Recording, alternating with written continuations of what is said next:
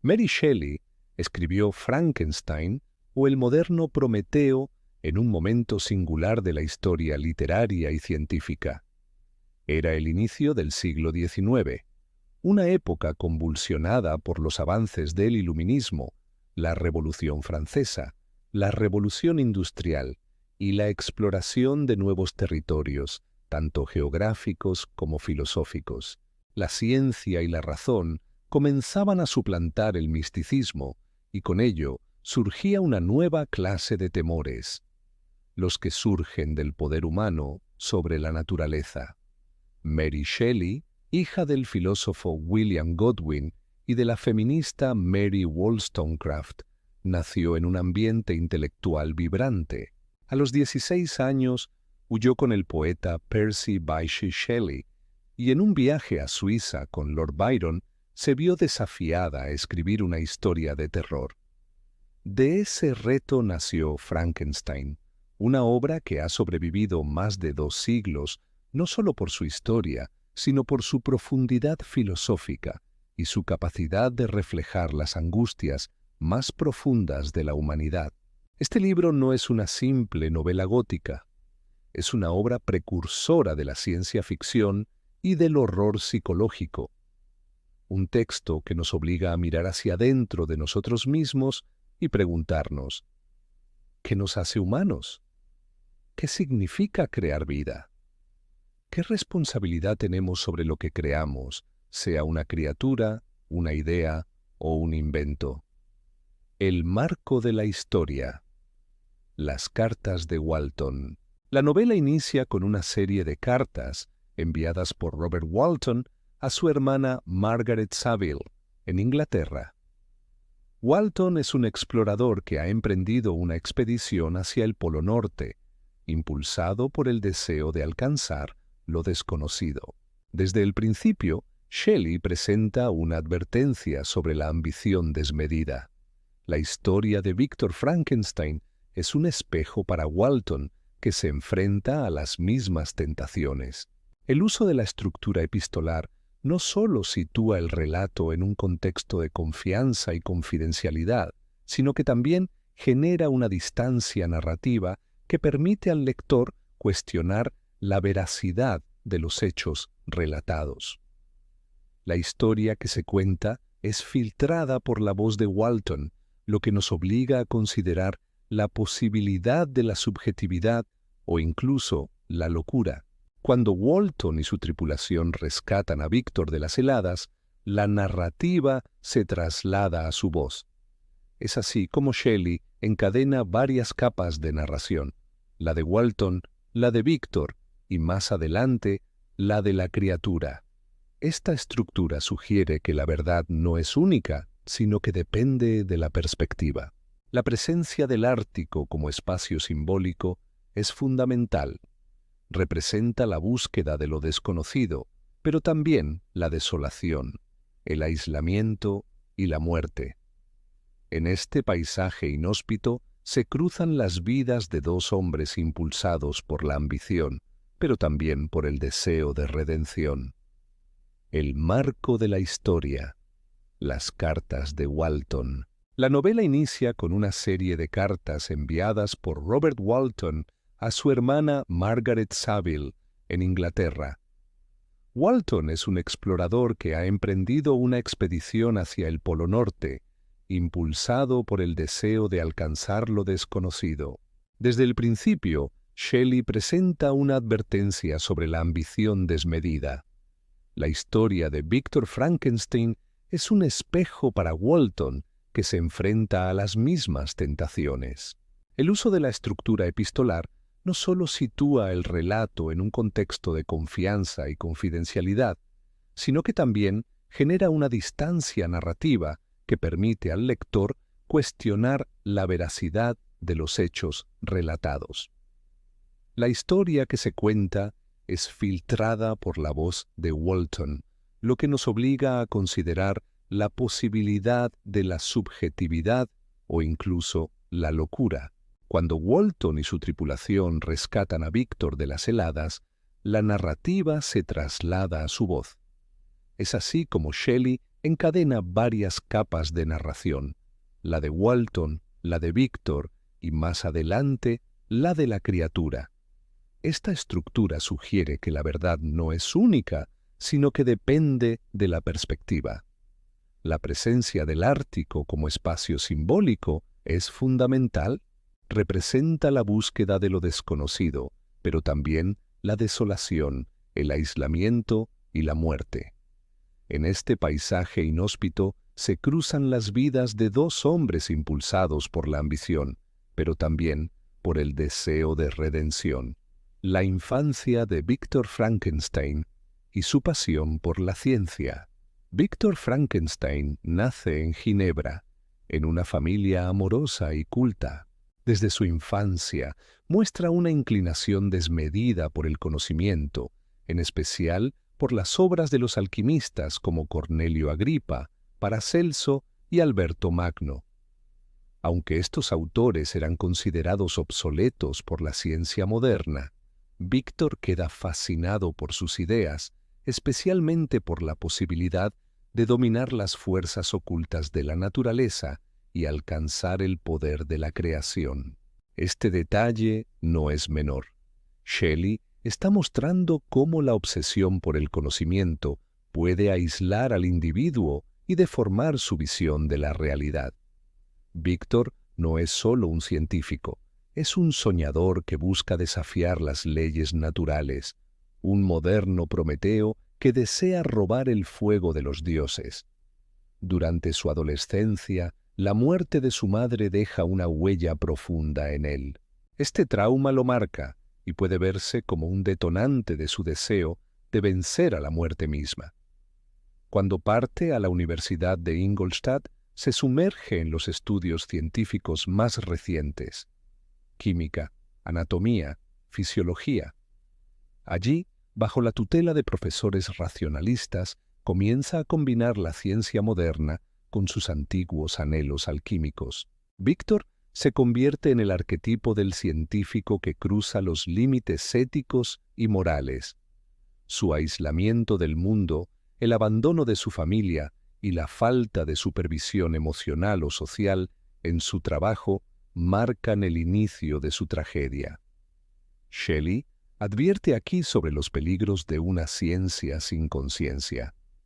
Víctor nunca se pregunta si debe crear vida, solo si puede. Este matiz es crucial, porque el libro se convierte así en una meditación sobre el papel de la ética en el progreso tecnológico, la educación de la criatura y el espejo de la humanidad. Tras ser abandonada por Víctor Frankenstein, la criatura escapa al mundo, completamente sola, sin lenguaje, sin nombre, sin identidad. Se refugia en los bosques, sobreviviendo como un animal salvaje, pero al mismo tiempo mostrando una capacidad impresionante para observar, aprender y sentir. Shelley nos invita aquí a cuestionarnos: ¿es la maldad inherente o es el resultado de la exclusión y el dolor? El punto culminante de esta etapa de la historia es cuando la criatura encuentra una pequeña cabaña habitada por la familia de Lacey, un anciano ciego, su hijo Félix y su hija Agatha. Desde un escondite, la criatura observa durante meses las rutinas de esta familia. Aprende a hablar escuchándolos, adquiere el conocimiento de la lectura a través de los libros que ellos usan y comienza a comprender la estructura de la sociedad humana, sus valores, su historia y su lenguaje. Es una educación autodidacta pero profundamente emocional. Los libros que encuentra no son aleatorios. Las desventuras del joven Werther, Plutarco y el paraíso perdido. Cada uno de ellos le aporta una perspectiva distinta sobre la humanidad. Del sufrimiento romántico de Werther, la criatura aprende la sensibilidad emocional. De Plutarco, la idea de virtud, civismo y justicia. De Milton, una resonancia trágica con Satanás, el ángel caído, también rechazado por su creador. Este aprendizaje genera en él una conciencia intensa de su diferencia, de su soledad, de su marginación. Quiere pertenecer, quiere ser amado, desea compartir la vida humana, pero sabe que es imposible debido a su apariencia. Así, la educación de la criatura no es solo un proceso cognitivo, sino un doloroso despertar existencial. En un intento desesperado por establecer contacto humano, decide revelarse a la familia de Lacey cuando el anciano se encuentra solo, esperando que su ceguera le permita verlo sin prejuicios. Pero cuando los demás regresan y lo ven, reaccionan con horror y violencia. La criatura es golpeada, rechazada, humillada. Es este evento el que sella su ruptura con la humanidad. Aquí, Shelley establece uno de los temas centrales de su obra. La monstruosidad no está en la naturaleza del ser, sino en la mirada que lo condena. El rechazo sistemático, incluso por aquellos a quienes ha aprendido a amar en secreto, transforma a la criatura de un ser bondadoso a uno lleno de ira, no por maldad, sino por desesperación. El monstruo es fabricado tanto por las manos de Víctor como por los prejuicios de la sociedad. Este episodio invita a reflexionar sobre cómo tratamos a lo diferente, al marginado, al que no encaja en los moldes sociales. ¿Cuántos monstruos hemos creado colectivamente a través del rechazo, la exclusión, la discriminación? ¿Cuánta violencia es, en el fondo, un eco del abandono? El nacimiento del deseo de venganza y la caída de dos almas. Luego de su expulsión de la cabaña de los de Lacey, la criatura experimenta su primera transformación moral. Ya no desea amar, desea justicia, desea ser escuchado por su creador, desea vengarse de aquellos que lo han condenado sin haberlo conocido. Su ira, sin embargo, no es ciega. Aún busca sentido. Por eso emprende la búsqueda de Víctor Frankenstein. Al encontrarlo en los Alpes, le exige que escuche su historia. Este encuentro entre creador y criatura es una de las escenas más intensas del libro. No hay agresión directa, sino un profundo reclamo existencial. La criatura no pide perdón, exige comprensión. Le cuenta su viaje, su aprendizaje, su dolor, su sufrimiento, y finalmente le hace una petición: que le cree una compañera, alguien igual a él, que no lo rechace, que le permita amar y ser amado. Víctor, en un principio, se conmueve.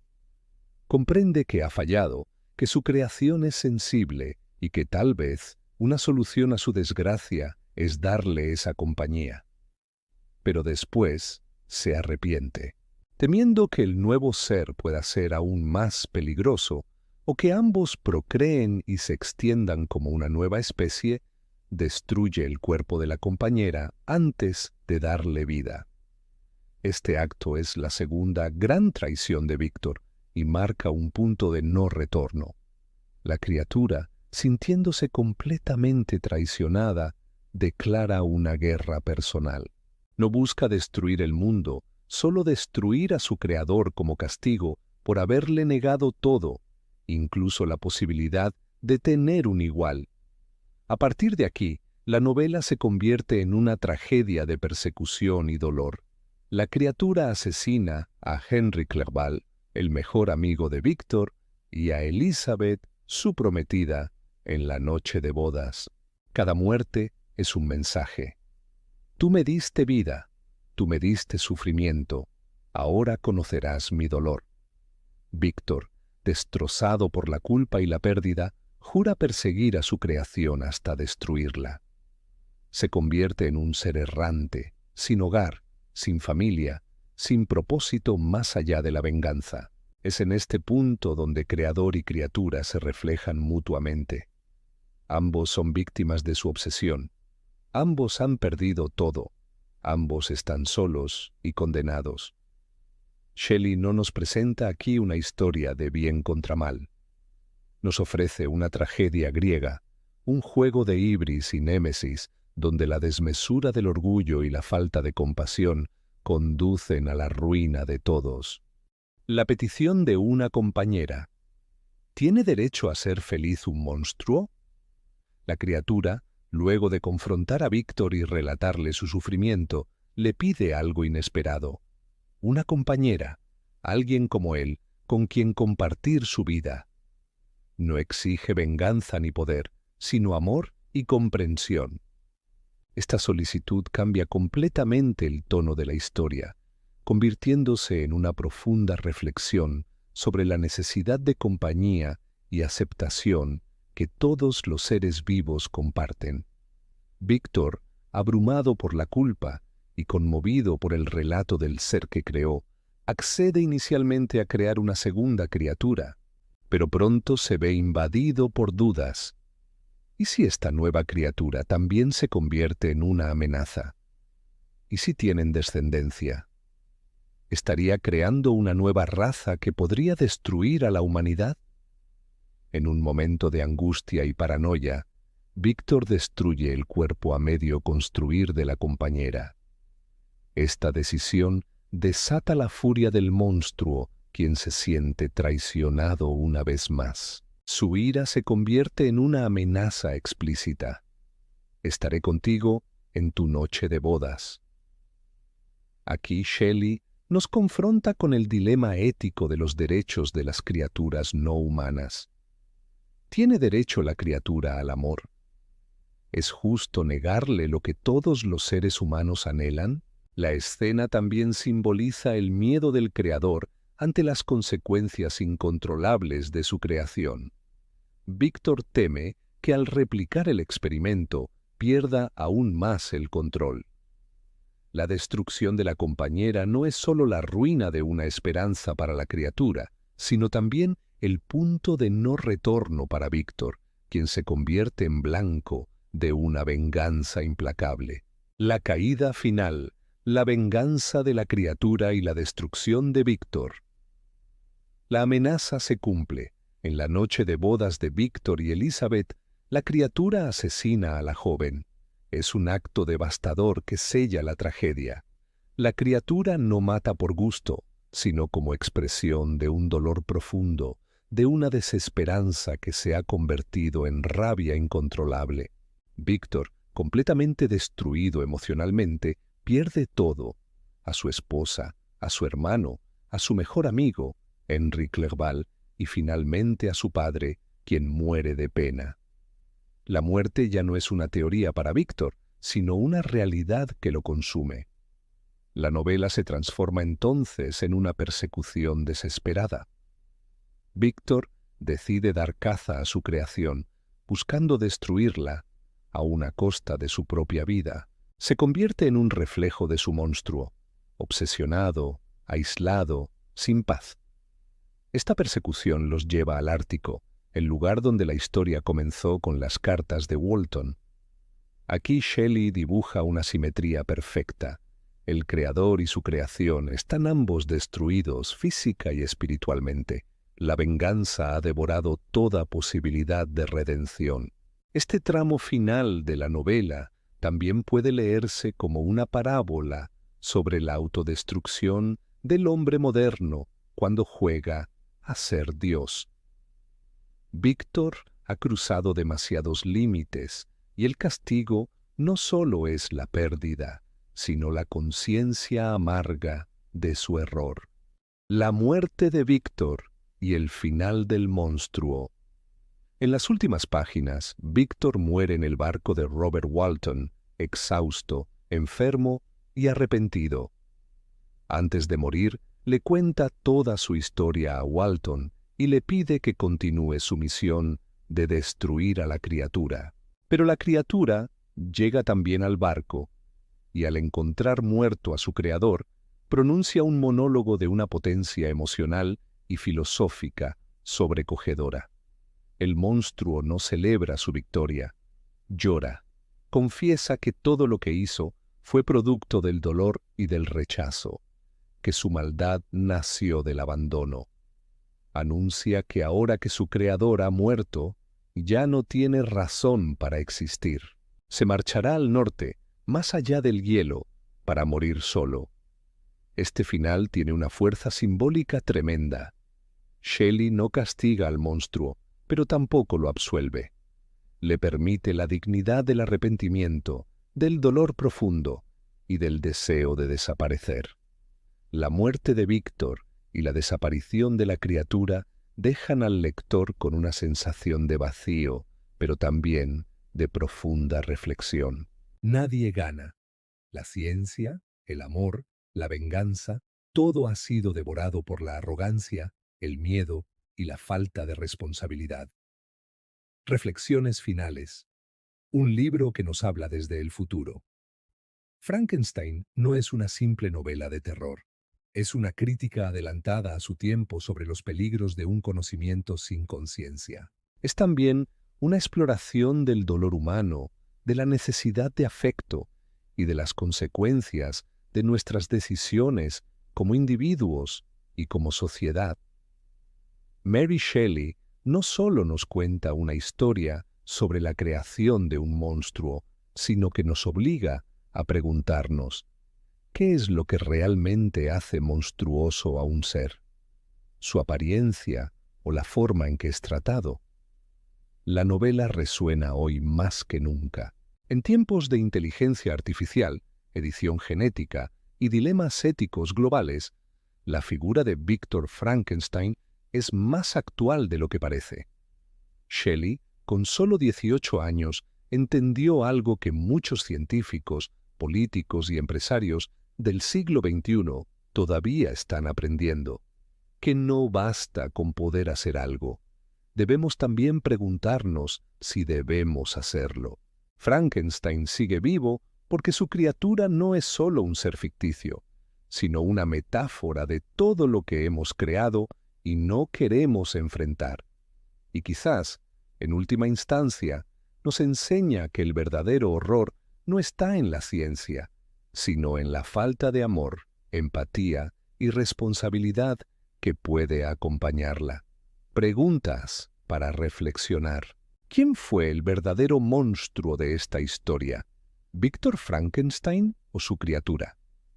¿Qué define a un ser como monstruoso? ¿La apariencia, sus actos o las circunstancias que lo forjaron? ¿Hasta qué punto somos responsables de lo que creamos, ya sea una idea, un invento, un hijo o una narrativa? ¿Qué consecuencias puede tener la irresponsabilidad creativa? ¿Qué tan humano es el deseo de la criatura por amor, compañía y aceptación? ¿No es ese mismo anhelo lo que impulsa gran parte de nuestras vidas? Frankenstein nos advierte contra el avance de la ciencia o contra la falta de ética con la que muchas veces avanzamos. ¿Cómo se refleja el rechazo social en nuestras sociedades actuales? ¿Qué sucede con los monstruos que nosotros mismos creamos y marginamos? ¿Te parece que Víctor aprendió algo antes de morir? ¿Tuvo alguna redención o fue un castigo final sin enseñanza? ¿La criatura merece perdón? ¿Deberíamos verla como víctima, como villano o como ambas cosas? ¿Qué paralelismos puedes encontrar entre la criatura y personas reales que han sido excluidas, rechazadas o formadas por el dolor? Si tú fueras Víctor, ¿habrías accedido a crear una compañera para la criatura? ¿Por qué sí o por qué no? ¿Cuál es la lección más importante que Frankenstein deja para nuestro tiempo en un mundo cada vez más dominado por la tecnología y los dilemas éticos globales?